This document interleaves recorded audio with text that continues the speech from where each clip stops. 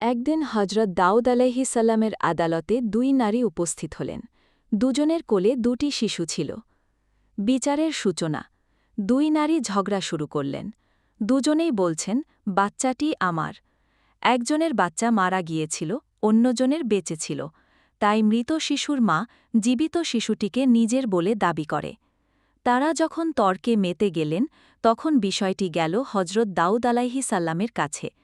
তিনি সাক্ষ্যপ্রমাণ দেখে বয়স্ক নারীর পক্ষে রায় দিলেন। এরপর সবাই চলে গেল।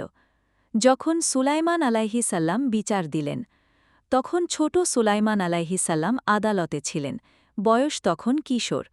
তিনি বললেন, হে পিতা, আমাকে অনুমতি দিন, আমি একটু পরীক্ষা করি। দাউদ আলাইহিসাল্লাম বললেন, ঠিক আছে, করো। সুলাইমান আলাইহিসাল্লাম বললেন, একটা তলোয়ার আনো, আমি এই শিশুটিকে দুই ভাগে কেটে দুই মায়ের মাঝে ভাগ করে দেব, তাহলে সমস্যা মিটে যাবে। এ কথা শুনে একজন নারী তৎক্ষণাৎ কেঁদে উঠলেন, চিৎকার করে বললেন, না, আমার নয়, ওরই হোক শিশুটি, শুধু বাচ্চাটিকে কেটো না, ওকে জীবিত রাখো।